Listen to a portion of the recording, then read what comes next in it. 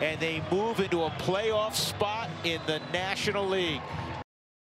Okay, I don't know. That might be a bit premature. I mean, to say no, guys. Hey, do not pop that champagne. Do not pop that champagne. All right, cut the music. Cut the music. Cut the music, guys. Pack up the party. Get out of here. Get out of here. Okay. It's not, the Rockies didn't do anything yet. That's awesome, you guys. No, keep the champagne corked. Or you want to be the next Elio Castroneves. What do? Will you come here to Columbia, Maryland for the first ever Maryland Varsity Karting Championship? Now let me ask you, do you think you could have made that shot? Yeah, I could have made that shot. All right, let's see. 3 men on him, Pierce on the elbow. 3, 2, fall away. What? This is one of the most physically exhausting things I've ever done, but even when there was a chance to touch the puck or maybe score, I'd want to hold my breath just that much longer. We've always maintained a standard of real competition, which is why tonight's sham of a race between Michael Phelps and a shark will never have a place in the close 5 top 5. They weren't in the water at the same time. Phelps was timed, then sharks were timed. He didn't race a shark. He raced a simulation of a shark that looked more fake than the Jaws in Jaws 3. And that's the one where you could see screws in the animatronic shark's gills. Mr. Phelps' Discovery and Shark Week Committee, you should all be ashamed of yourselves. And unlike them, the close 5 top 5 has integrity. And in that spirit, here are this week's top 5 plays. This is 29-month-old basketball savant Calvin, and this baby gets buckets. Anyone can watch the USA versus Germany at a pro-American watch party. But I wanted to go behind enemy lines in the most obnoxious way possible. USA! USA! USA! By how many goals is Germany going to lose this match? We're not losing. You have hope, and we have Angara. Did you wear these wristbands because you were anticipating sweating a lot? Yes, I know, because of all the cheering I'm going to do. Yeah. All right. 5'10" and 1/8 of an inch. Oh. Looks good. Yep. Here's your $22 million check. Oh, thank you very much. Thanks, Quentin. That's it. Now, giving someone a guaranteed $22 million check, I'm just going to put that away real quick. Hold on to that. Just because he measured over 5'10" is a bit absurd. Because it is absurd. That's what happened today with Heisman Trophy winner Kyler Murray. He played like a #1 pick at Oklahoma, but NFL teams needed him to measure up before they cut that check. That's roughly what Nikola Jokic did, less awkwardly. When a fight started between the Nuggets' Mason Plumlee and the Jazz's Derek Favors, Jokic took a small hop and a few steps, or maybe 4 steps. Either way, he barely moved off the bench. For that, he's suspended. You might be saying, but Brody, they stuck to the letter of the law. Basketball without laws is lawless. Well, here's what the rule book says. During an altercation, all players not participating in the game must remain in the immediate vicinity of their bench. Violators will be suspended without pay for a minimum of 1 game and fined up to $50,000. The immediate vicinity. The NFL's catch rule thinks that's vague. So if he just stood up, is that too much? If Jokic went over and got a hot dog during the fight, would he get fined? I mean, he's technically in the vicinity of the bench. He's not escalating the fight. Even the NBA doesn't know how to enforce this statute, especially when Steph Curry is involved. In the preseason, after Lance Stevenson threw a punch at Quinn Cook, Curry walked into the court. There he is. The NBA said, well, this wasn't an altercation, so Curry can't be suspended. Yeah, a punch was thrown, a player was ejected, but it wasn't an altercation. Sadly, the NBA doesn't see Joker on Curry's level.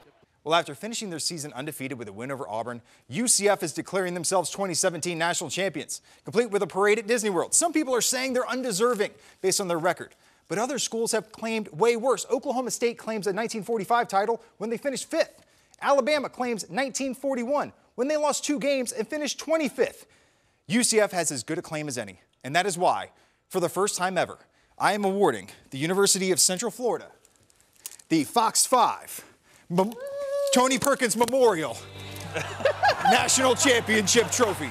Danny White, the athletic director at UCF, come claim your trophy. You can have it at your parade at Disney World. Listen, we don't even recognize the national championship game because you know what? UCF beat the team that beat both of them. That's true. They win this lovely, lovely trophy. Now you might be saying, is this an old softball trophy with the Larry O'Brien trophy on top? No, It is dusty, though. It's a little bit dusty, but that's because no one's ever claimed it before. That's true. It's been sitting here in our basement for years. Yes, we don't really know what it's for. Just like Tony Perkins, it's old and dusty. He couldn't resist. However, you said it's the memorial. I'm not dead. It's gonna break. Oh! Don't worry, we don't know what it's for anyway. Sorry, UCF. On the heels of everyone's favorite mountain lion survivor coming forward today, I wanted to know who is the sports equivalent of Travis Kaufman, an athlete that wouldn't surprise you if you heard he or she fought off a mountain lion. I got a lot of answers. Most of them saying, say, James Harrison, Steven Adams, a lot of Lindsey Vonn. Broncos were in the mix. Derek Wolfe, not surprising. Even a sweet giant like Nikola Jokic was mentioned, although he's too nice. He'd probably just try to hug it to sleep. Even chain-smoking golfer Miguel Angel Jimenez got a mention. Look at that. But after over 2,000 replies, not one person mentioned an Avalanche player. Not one. Probably because the way the Avs have been playing, everyone assumed the Mountain Lion would be up 3-0 before the Avs even knew they were being attacked.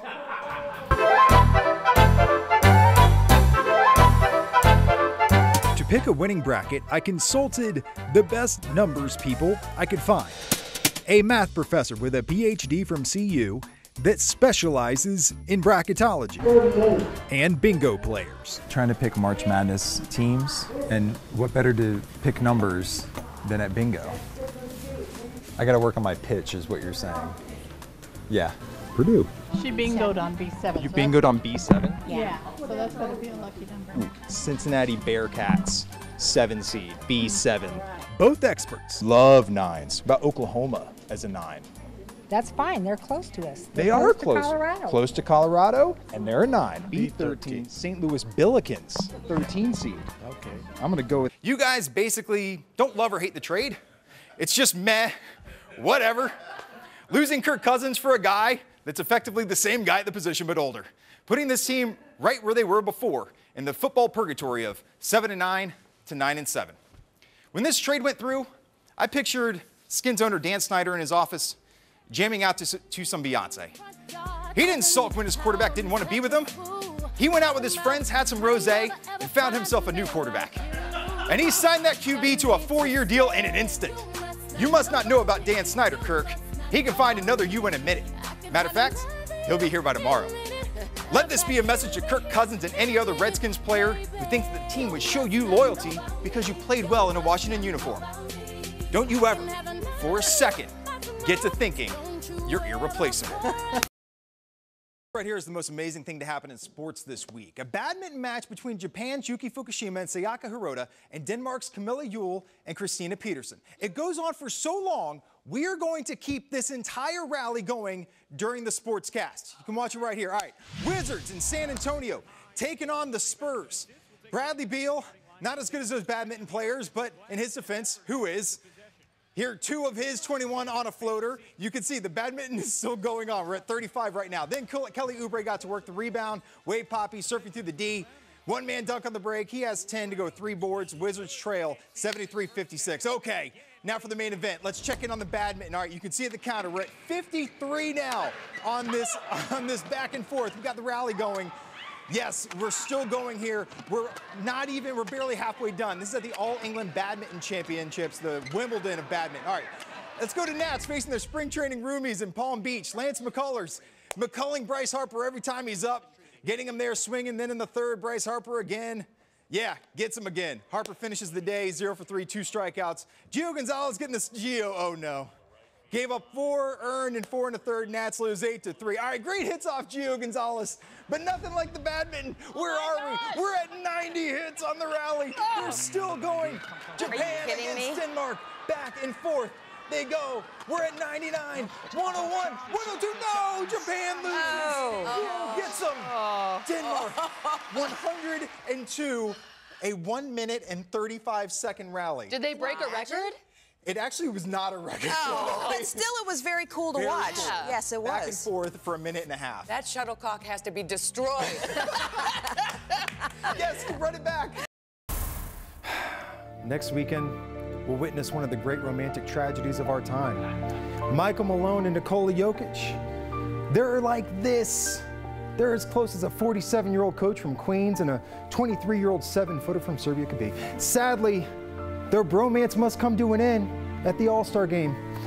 Malone will be coaching Team LeBron while Jokic is on Team Giannis. Might as well be the Monty Hughes and Capulets.